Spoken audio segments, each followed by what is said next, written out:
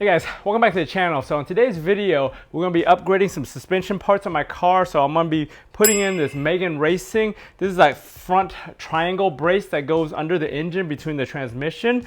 So today we'll go ahead and take off that old one on the car, replace it with this new Megan aluminum one that's painted red. If you watched one of my previous videos, I already upgraded some of the rear components to Megan in the same red color. I'm trying to collect all the different parts from Megan as they become available.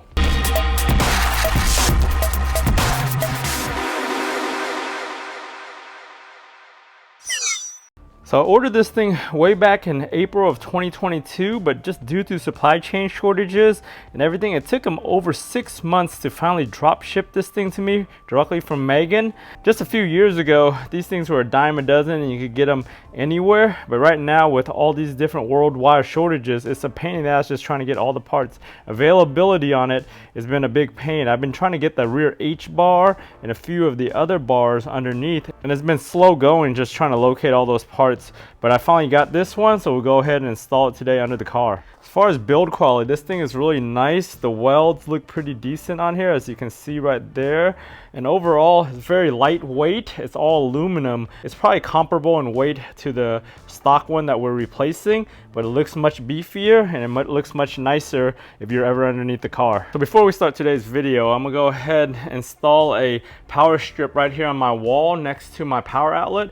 If you guys are like me, over here I've got all my stuff and I need to charge my phone, my batteries, various USB things, along with other stuff, and this one outlet just doesn't do it on this wall over here. Even though all my other benches and walls in the garage have a bunch of outlets that I installed, this is the original OG outlet here, and there's really no other double or triple here that I can use. So I want to go ahead and install a power strip on the wall. So this power strip I've got is this Li Qiang one.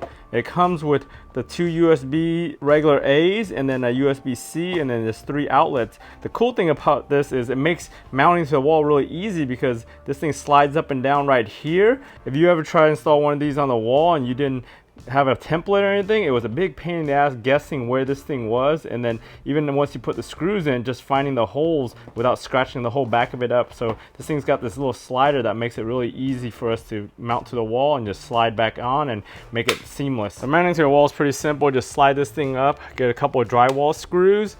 Right here I've got an anchor from something I hung up here before, so I'll use that as one of my spots. Go ahead and just screw that in. And the other side, just once you screw that first one in, just square it up, make sure you have your nice correct orientation, and then put the second screw in. If you need to put an anchor in the back, you'll find out right here where if you need to or not. This one already has an anchor, so I don't really need to anchor this side. Once I do that, dust it off and just slide it up, and now we got it mounted perfectly there. Go ahead, take this off, plug it in over here, and we should be good here and have we'll have a couple extra outlets if that thing's not blocking that. And then we'll go ahead and have the USBs here for charging my phone, my other devices, my cameras, and whatever I need to charge in here with the USB on this side of the wall. One of the things that's cool too is this thing is ultra slim right here on the wall plug, and you can see if you had this thing blocked or anything, this thing makes it really easy to get behind there, plug it in, and still have the cord come out. So that's pretty neat feature right there, just a little added bonus with this thing on the wall like that. If you guys are looking for something like this, check out the links down in the description. I'll have a link to Amazon for these. These things are pretty affordable. I think this one single one was like $18. If you get the 2-pack, it's like $32. So check those links out if you need something like this.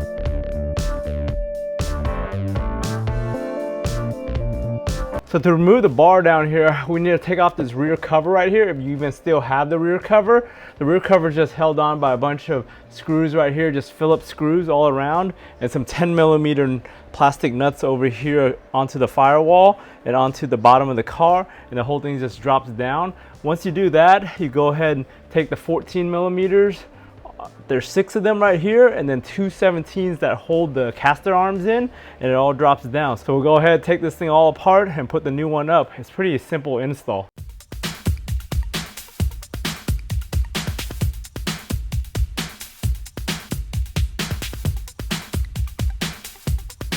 All right, we got that OEM one out, and you can see it right there compared to the new Megan one that we're going to be putting in.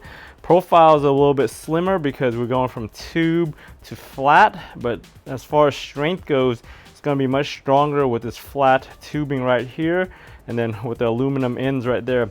You'll see over here I've got the bolts and everything, the factory bolts. They were a little bit corroded, and these are the ones I washed with vinegar last time, and you can see the surface corrosion starting to build up. Two of them were way beyond repair, so I ended up replacing them with two Honda ones at the time. So I went ahead on my last Amayama order, I went ahead and ordered 6 more brand new OEM ones. These are like $1 each.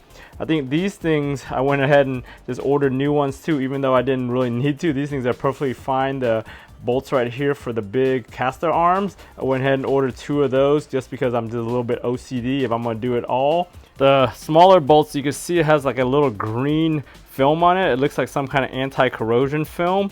And then the big ones, it looks like a thread lock of some sort, but I assume it's some kind of anti-corrosion coating too that they just put on there so you could thread it into the steel, just because, you know, you got this coating right here that might be 2 different types of metal.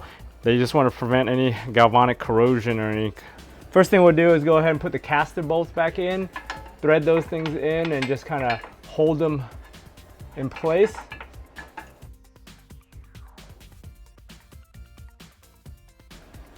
Once you get those in, start hand threading in the 12 millimeters.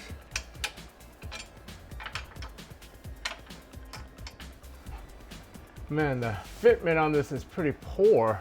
Straight on, you're not square with those holes.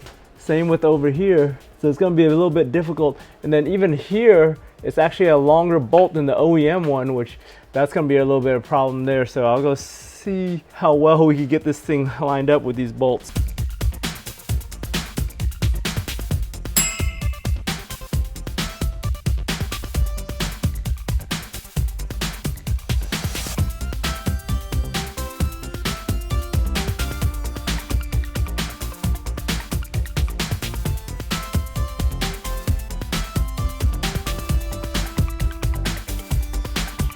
So 2 of the spots that have a little bit of a washer on it is a little bit thicker than the OEM one, so I might have to go ahead and replace the bolts with these right here. I had to find some more M12 bolts that would fit into there.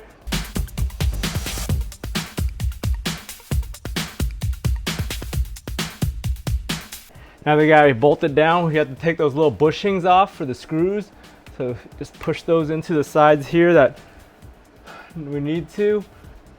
The one down the center here doesn't have the same square cutout. It's just a freaking screw, so I'm about to find a bigger nut or a bigger screw that threads into this aluminum instead of using that bushing right here, but that's just that center one. Other than that, I'm gonna go ahead, torque everything down to spec. All right, the torque specs for this is gonna be 43 foot-pounds for the small bolts here and 88 for the 2 big caster arms. So go ahead and torque this thing down. They should have put more play in those holes so we could actually do some adjustments side to side, just because of the way that these frames shift. They made the holes way too tight and tolerant.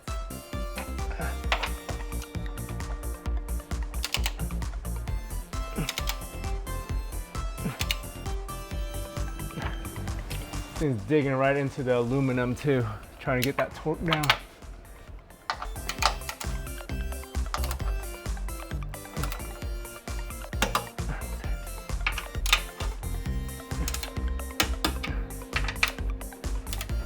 This one's kind of stripped on the actual nut side, so I'm not gonna mess with that one.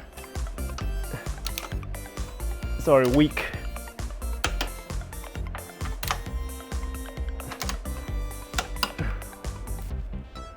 I ended up off camera loosening those up a little bit, cleaning off the paint and getting it back down tighter. It didn't torque down to the 88 foot-pounds like it's supposed to, but I think just because of the aluminum versus the stock steel, that's the big difference here, where you can't torque it down just because that aluminum's so soft that it just keeps on digging into it.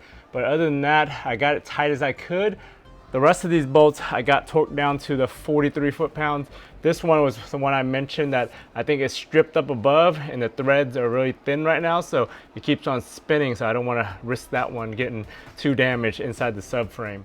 So other than that, we should be good. We'll go ahead and put this thing back together. All right, got everything bolted back. I kind of low-key want to remove this rear panel now just because it's covering up most of my bar. That looks pretty cool when it's not on here, but anyway, I'll just leave it there. If I end up losing this on the highway or it rips off, I'll just end up leaving it off, but for now, I'll just leave it there for the extra protection of this bar and whatever else it does, any kind of sound dampening. But that bolt right there was actually ended up going into that hole and just threading itself in there, so I didn't need that bushing. The two sides came into there fine, and other than that, we got everything in there. But definitely, I'd recommend Megan opening these holes or putting some more play in these. Same here, and then right here where it meets into there, maybe have another washer or something behind it that actually butts it up against there and sandwiches it better, just because we got it as tight as we could and we just still couldn't torque it because I didn't want to dig any more into that aluminum, but it should hold now. I mean, I got it as tight as I could, and yeah, that's not going anywhere. Hey guys, thanks for watching all the way to the end of this video. As you can see, getting that Megan underbar in was pretty easy as far as taking it down and everything, but lining up everything and trying to get that thing to go in without stripping any of the holes was a big pain in the ass. And what I did kind of off camera a little bit was kind of loosen all the bolts up, get everything threaded in, and then finally just shoot them all in. That way you flex it either way and get it in. Anyways, if you guys found this video useful and this review of this Megan bar useful, give it a thumbs up. If you haven't subscribed to my channel, go ahead and subscribe to the channel to stay on top of all my different DIY videos. Remember guys, for all these different projects that I do, if I can do it, you guys can do it. I want to thank you for watching, and I'll talk to you guys next time.